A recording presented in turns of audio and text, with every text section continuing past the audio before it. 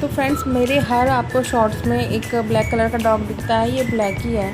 Blackie मुझे 2025 Feb में मिली थी और वो जब 2 या 3 महीने की थी उसके बाद वो मैं जब रियो को वॉक करवाने जाती थी तो मुझे वो मिली थी। फिर मेरी उससे इतनी अच्छी फ्रेंडशिप हो गई, इतना प्यार हो गया कि मैं उसको रोज़ ही मिलती हूँ, कभी ऐसा नहीं होता कि ना मिलूँ। ब्लैकी का काफ़ी छोटी एज में वो कंसीव कर गई थी और कंसीव करने के बाद फिर उसके 7 किड्स हुए थे, 7 बच्चे हुए थे। और फिर उनकी भी अपनी एक कहानी है जो मैं आपको बताऊंगी कि कैसे वो 7 बच्चों में से अभी हमारे पास 4 बच्चे बचे हैं और हमने कैसे कैसे उनको बड़ा किया है।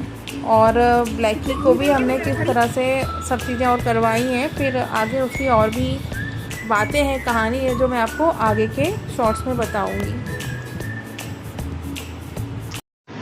फ्रेंड्स आगे हम आपको ये बता रहे हैं कि ब्लैकी के 7 बच्चे और ब्लैकी हमने उनको किस तरह से आगे केयर करा। हमने ब्लैकी को तो जो भी हमने खाना दिया था, फीड करवाया था, उसमें हमने खिचड़ी, वेजिटेबल्स, दूध, इस तरह से एग, इस तरह से उसको दिया था और हमेशा हम उसको यही देते हैं और पेडिग्री।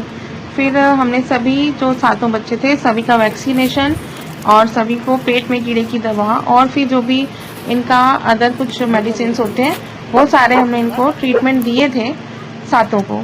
और ब्लैकी को तो ऑलरेडी सारे ट्रीटमेंट्स मिले हुए थे।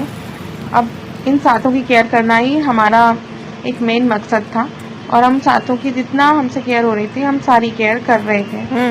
लेकिन अब इन 7 बच्चों में से 4 बच्चे कैसे बचे हैं इसे बताने के लिए मैं आपको और आगे कुछ शॉर्ट वीडियोस बनाऊंगी। उसमें मैं बताऊंगी कि आगे क्या हुआ, 7 में से 4 बच्चे क्यों बचे और 3 बच्चे कहाँ चले गए। आगे की ब्लैकी की बातें और बच्चों की बातें जानने के लिए हमारे चैनल को सब्सक्राइब जरूर कीजिए, वीडियोस को लाइक कीजिए और साथ में हमें कमेंट्स भी कीजिए और आप बताइए कि आपको हमारी और ब्लैकी की ये सारी चीज़ें कैसी लगती हैं, रियो कैसा लगता है आपको, सभी बच्चे कैसे हैं, प्लीज़ बताइए।